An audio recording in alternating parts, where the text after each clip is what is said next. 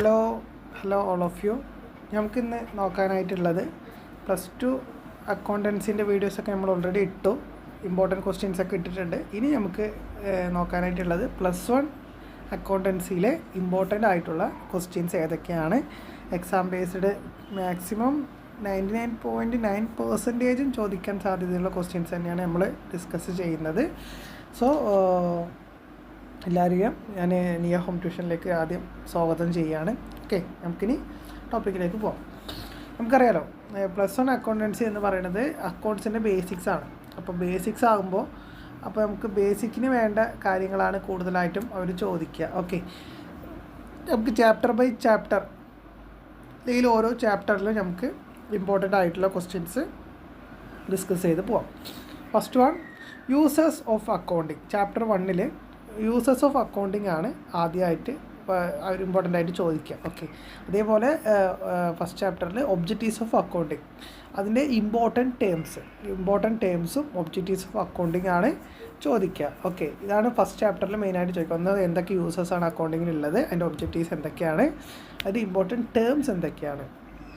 Second ചാപ്റ്ററിൽ concepts, accounting concepts ആണ് ചോദിക്കുക.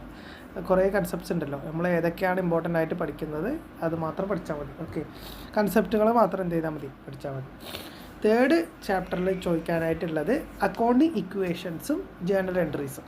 ജേർണൽ എൻട്രീസാണ് കുറച്ചും കൂടി ഇമ്പോർട്ടൻ്റ് ആയി ചോദിക്കുക. അതായത് ജേർണൽ എൻട്രി നമുക്കറിയാലോ, അക്കൗണ്ട്സിൻ്റെ ഏറ്റവും ബേസ് ആയിട്ടുള്ള കാര്യങ്ങളാണ് ഈ ജേർണൽ എൻട്രീസ് എന്നുള്ളത്. പർച്ചേസ് ചെയ്യുക, സെയിൽ ചെയ്യുക എന്നുള്ള കാര്യങ്ങളൊക്കെ കൂടുതലായിട്ട് ഈ ജേർണൽ എൻട്രീസാണ് വരിക. ഓക്കെ, അപ്പോൾ അതാണ് മെയിനായിട്ട് പഠിക്കാനായിട്ട്. പിന്നെ അക്കൗണ്ടിങ് ഇക്വേഷൻസ്, ഓരോ ഇക്വേഷൻ അനുസരിച്ച് അക്കൗണ്ടിങ് എന്തൊക്കെയുള്ളതെന്ന്. ദെൻ ചാപ്റ്റർ 4 ഇമ്പോർട്ടൻ്റ് ആയിട്ട് ചോദിക്കുന്നത് ക്യാഷ് ബുക്കാണ്. ക്യാഷ് ബുക്ക് 2 തരത്തിലുണ്ട്. ഒന്ന് സിംഗിൾ കോളം ക്യാഷ് ബുക്കുണ്ട്, ഡബിൾ കോളം ക്യാഷ് ബുക്കുണ്ട്. ഡബിൾ കോളം ക്യാഷ് ബുക്ക് പറയുമ്പോൾ ക്യാഷും ബാങ്കും വരും. സിംഗിൾ കോളം ക്യാഷ് ബുക്ക് എന്ന് പറയുന്നത് നോർമലായിട്ട് ക്യാഷ് മാത്രമേ ഉണ്ടാവുള്ളൂ. ഓക്കെ, അപ്പോൾ ഇത് ഇമ്പോർട്ടൻ്റ് ആയിട്ട് ചോദിക്കും, സിംഗിൾ കോളം ക്യാഷ് ബുക്കും ഡബിൾ കോളം ക്യാഷ് ബുക്കും. അതേപോലെ petty cash book. Petty cash book എന്ന് പറഞ്ഞാൽ നമ്മൾ വലിയൊരു കടയിൽ സാധനങ്ങൾ പർച്ചേസ് ചെയ്യുമ്പോൾ എല്ലാ സാധനങ്ങളും നമ്മൾ അവിടെ നിന്ന് തന്നെ വാങ്ങിക്കണമെന്നില്ല. ചെറിയൊരു കടയിൽ നമ്മൾ പല സാധനങ്ങളും വാങ്ങിക്കും. അപ്പോൾ ആ ചെറിയൊരു കടയ്ക്ക് പെട്ടിക്കട എന്നൊക്കെ പറയില്ലേ, അതേപോലെ പെട്ടിക്കടയ്ക്ക് ആവശ്യമുള്ളൊരു ക്യാഷ് ബുക്കാണ് എന്ത്, പെറ്റി ക്യാഷ് ബുക്ക് എന്ന് പറയാം. അപ്പോൾ അതും നിർബന്ധമായി ചോദിക്കും. ദെൻ പർച്ചേസ് ബുക്ക് ഇല്ലെങ്കിൽ സെയിൽസ് ബുക്ക്, ഒന്നില്ലെങ്കിൽ പർച്ചേസ് ബുക്ക് ഇല്ലെങ്കിൽ സെയിൽസ് ബുക്ക്. പർച്ചേസ് ബുക്കിൽ വേണ്ട കാര്യങ്ങളും സെയിൽസ് ബുക്കിൽ വേണ്ട കാര്യങ്ങളും ചോദിക്കും. പിന്നെ ചാപ്റ്റർ 5 മെയിനായിട്ട് ചോദിക്കുന്നത് എന്താ വെച്ചാൽ ഹൂ പ്രിപ്പയർ BRS, ആരാണ് ബാങ്ക് റീകൺസിലേഷൻ സ്റ്റേറ്റ്മെൻറ്റ് പ്രിപ്പയർ ചെയ്യുക. അതേപോലെ കോസസ് ഓഫ് ഡിഫറൻസ്, 8 ഡിഫറൻസ് ബുക്കിൽ പറയുന്നുണ്ട് BRSൻ്റെ.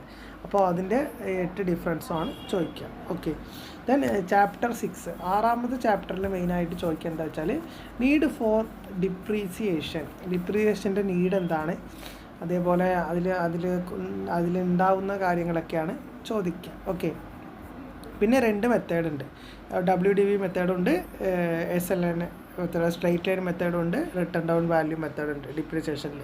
ആ 2 മെത്തേഡിലും പ്രോബ്ലംസ് ചോദിക്കും. ദെൻ പിന്നെ 6ാം ചാപ്റ്ററിൽ ചോദിക്കുക എന്താ വെച്ചാൽ ഡിഫറൻസ് ബിറ്റ്വീൻ റിസർവ്സ് ആൻഡ് പ്രൊവിഷൻസും റിസർവ്സും ചോദിക്കും. അതിൻ്റെ ഡിഫറൻസ് എന്താണെന്നുള്ളത് ചോദിക്കും. പിന്നെ 7ാമത്തെ ചാപ്റ്റർ നമുക്ക് ഈ സ്കിപ്പഡ് ആണ്, ഇല്ല, ചോദിക്കില്ല. ഓക്കെ, 8ാമത്തെ ചാപ്റ്ററിൽ ചോദിക്കാനുള്ളത് ട്രയൽ ബാലൻസും അതിൻ്റെ ഒബ്ജക്റ്റീവ്സും. ട്രയൽ ബാലൻസ് നമുക്കറിയാമല്ലോ, ഡെബിറ്റ് ക്രെഡിറ്റ് പർട്ടിക്കുലർ ഉൾപ്പെടുന്ന ഒരു ഇതാണ് ട്രയൽ ബാലൻസ് ഉള്ളത് മൊത്തത്തിൽ വരുന്നത്. പിന്നെ റെക്ടിഫിക്കേഷൻ എൻട്രി, തെറ്റായിട്ടുള്ള എൻട്രി തരും, അതിൻ്റെ കറക്ഷൻ എൻട്രിയും റെക്ടിഫിക്കേഷൻ എൻട്രി നമ്മൾ എഴുതണം. ഓക്കെ, ഇത്രയാണ് 8th ചാപ്റ്ററിൽ ചോദിക്കുക. പിന്നെ ലാസ്റ്റത്തെ ചാപ്റ്റേഴ്സിൽ ട്രേഡിംഗ്